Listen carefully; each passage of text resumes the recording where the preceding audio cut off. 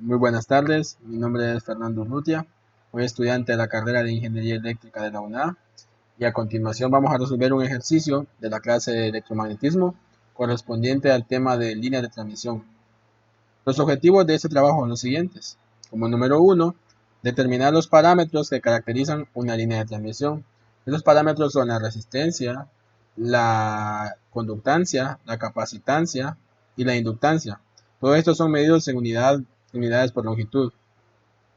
El segundo objetivo es analizar el comportamiento de la corriente de entrada cuando aumentamos o disminuimos la impedancia de entrada. El ejercicio es el siguiente. Nos dice, en cierta línea de transmisión, como la mostrada, se refiere a esta línea de acá, se tienen los siguientes datos. Nos dan como datos ya conocidos una frecuencia angular, una constante de atenuación alfa, la constante de fase beta, la impedancia característica Z sub 0, la longitud de la línea de transmisión, que son 3 metros, nos dan el voltaje del generador y nos están dando la impedancia interna del generador. También nos están diciendo que cuando se midió el voltaje en las terminales para una longitud de 2/3 de L, o sea, se refiere a 2/3 de la longitud total, se obtuvieron los siguientes resultados para el voltaje y la corriente, que son esos resultados de acá, que más adelante vamos a ver cómo los vamos a ocupar.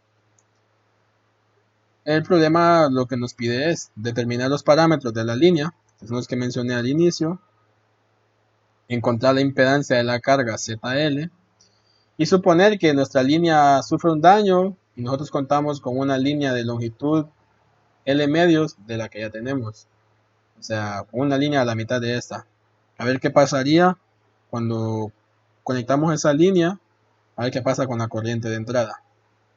Entonces vamos a proceder a la solución del ejercicio. Como primer inciso vamos a resolver el inciso A, que es determinar los parámetros de la línea. Para eso hacemos uso de la constante de propagación, que es gamma, que como ven acá directamente no la tenemos, pero implícitamente el ejercicio la está dando porque nos dan alfa y beta. Y gamma se compone de alfa más j beta, que está por acá. Entonces aquí la idea es, tenemos la constante de atenuación, la vamos a expresar en términos que se parezca a esta ecuación de acá, para luego plantear un sistema de ecuaciones. Entonces, simple y sencillamente lo que ocupamos es tener la parte real separada de la parte imaginaria. Para ello simplemente aplicamos propiedad distributiva de la multiplicación aquí, sacamos un factor común a los términos que tienen el término imaginario asociado y nos va a quedar algo de este tipo. Como ven, aquí ya tenemos la parte real y la parte imaginaria. Todo esto con el objetivo de llevarlo de esta forma. Si se ven, tienen la misma forma, ¿ve? Una parte real y una parte imaginaria. El alfa que nos dan a nosotros es de 8 decibeles sobre metro, pero lo vamos a transformar a nepers. Simplemente hacemos la conversión de decibeles a nepers y nos quedan que nuestra alfa es de 0.921 nepers sobre metro y el beta ya está en radianes sobre metro. Entonces simplemente igualamos esto, elevamos esto al cuadrado y nos da esta expresión de acá. Simplemente elevamos la constante de propagación al cuadrado y listo. Ahora hacemos lo que les mencioné antes. Como ya tenemos esta forma es igual a esta, igualamos la parte real a esta de acá, la parte imaginaria a la imaginaria asociada de aquí, y simplemente ya tendríamos dos ecuaciones para resolver nuestras incógnitas. Pero recordando, omega es un dato que ya lo conocemos. Se sabe que tenemos cuatro incógnitas, ¿no? R, L, G y C. Aquí solo tenemos dos ecuaciones. Entonces nuestro trabajo es encontrar otras dos ecuaciones que nos relacionen estos parámetros para poder resolver el sistema de ecuaciones. Para ello hacemos uso de la impedancia característica, que es Z sub 0. Aquí ya la está dando el ejercicio. Aquí. La idea que aplicamos es la misma. Sabemos que la Z característica viene dada por esta ecuación de acá. Z característica elevada al cuadrado, ¿verdad? Viene dada por esta ecuación de acá. La idea es la misma. Separarla en una parte real y una parte imaginaria para luego igualar los términos y obtener otras dos ecuaciones. Lo que en este caso, para poder separar la parte real de la imaginaria, aplicamos el conjugado arriba y abajo para no afectar nada. Y ya, aquí lo tenemos separado, una parte real y una parte imaginaria. Entonces elevamos nuestra Z característica al cuadrado y obtenemos que es 2000 más 4800J. Entonces hacemos lo mismo, nuestra parte real, que serían 2000, la igualamos a este término de acá, que es esta ecuación, la ecuación 3, y la ecuación 4 pues sale de la parte imaginaria igualado a esta. Ahora simplemente ya tenemos una ecuación, dos ecuaciones, tres, cuatro ecuaciones y tenemos cuatro incógnitas. Como tenemos cuatro ecuaciones y cuatro incógnitas, podemos proceder fácilmente a resolver nuestro sistema de ecuaciones. Entonces, resolviendo el sistema de ecuaciones con el uso de cualquier software digital, encontramos que nuestro parámetro para resistencia son 15.2589 ohmios sobre metro y la capacitancia este valor, la conductancia lo mismo y la inductancia este valor que como ven es muy pequeño. Entonces aquí ya resolvimos el inciso A, que era los parámetros que caracterizan nuestra línea de transmisión. Ahora vamos a proceder al inciso B. El inciso B nos decía que encontremos la impedancia de la carga ZL. Necesitamos encontrar la impedancia de la carga ZL. Para ello vamos a hacer uso de los valores que nos dieron para el voltaje y la corriente totales evaluado en 2/3 de la línea. ¿Por qué? Porque como son la corriente y el voltaje totales, podemos encontrar la impedancia de entrada que ve las terminales en 2/3 de la línea total. Simplemente realizamos esta operación de números complejos y obtenemos que nuestra impedancia de entrada es esta, evaluada en 2/3. Entonces, como ven, están pidiendo ZL, que es la impedancia en la carga. Ya conocemos la impedancia de entrada, conocemos la impedancia característica, conocemos la constante de propagación, conocemos la longitud. Lo que desconocemos es ZL nada más, que es lo que nos están pidiendo.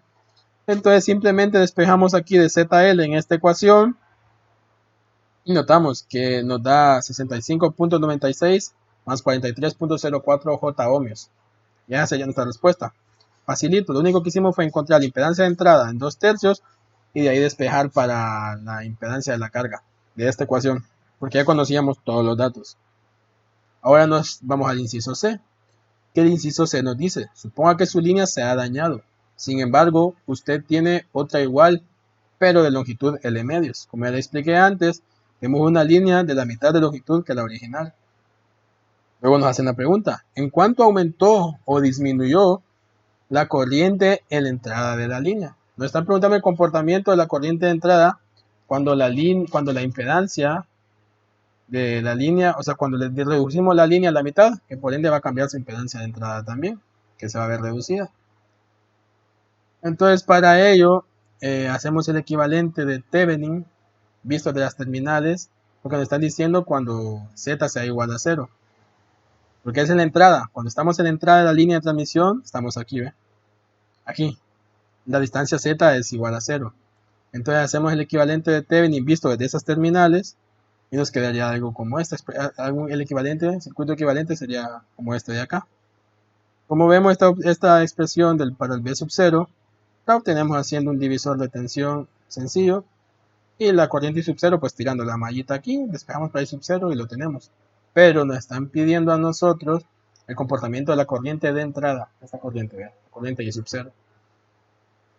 Para ello vamos a encontrar la impedancia de entrada, que es este valor de acá, que es dada por esta expresión, la expresión ya dada.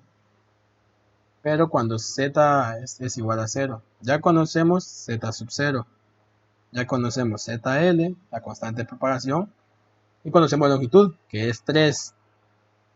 Lo cual nos queda que nuestra impedancia de entrada, valga la redundancia, en la entrada, es 60.0185 más 40.0175 J ohmios. Esta impedancia es cuando tenemos la línea de transmisión de longitud igual a 3 metros.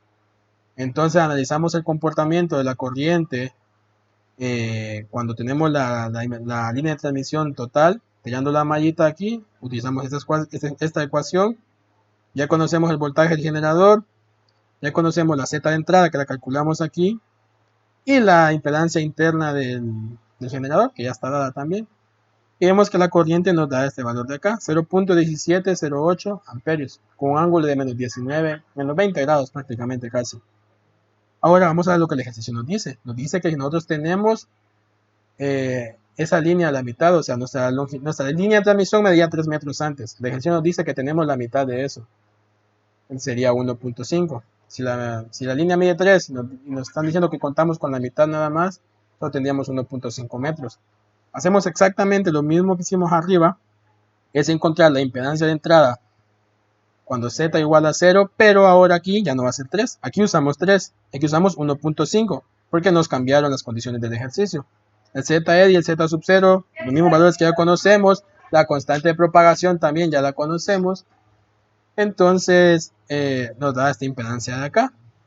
Piramos la mallita nuevamente y conocemos la corriente de entrada, que como ven nos dio 0.1714 amperios con un ángulo de menos 19.93 grados.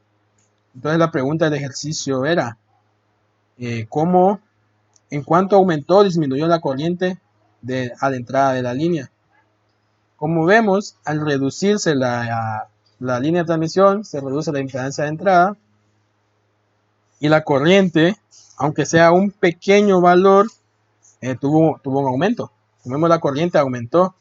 Esto es porque podemos analizar esta fórmula de acá y vemos que la Z, al disminuir la línea de transmisión, disminuye la Z de entrada.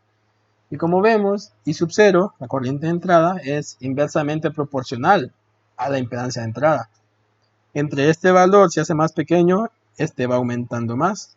Y viceversa, si este aumenta, este disminuye, porque es inversamente proporcional. No solamente depende de este valor, claro, también depende del voltaje del generador. De la impedancia del generador, pues poco, porque normalmente es un valor muy pequeño. Un valor muy pequeño que comparado con este se queda bien corto. Entonces, eso lo digo nada más para rectificar que no solo es que depende de esta Z de entrada, también depende del voltaje del generador y en parte de la impedancia interna del generador. Pero en conclusión podríamos ver eso, que al disminuir este, pues este aumenta. Como ven, este tuvo una disminución de la mitad y la corriente sufrió un pequeño, pero a tener en cuenta cambio. Entonces, como conclusión podemos decir que al disminuir la Z de entrada, notamos que la corriente de entrada sufre un aumento, por lo que ya les expliqué anteriormente de la fórmula, que eso nos da a entender. Un pequeño cambio, pero vimos que la corriente aumentó. Y con eso, pues, atenderíamos ya los objetivos que eran determinados parámetros que caracterizan la línea, que eran estos de acá, que ya los encontramos. Ya vimos que toda línea de transmisión puede ser caracterizada por esos parámetros. Y analizamos qué pasa con la corriente de entrada cuando disminuimos o aumentamos la Z de entrada.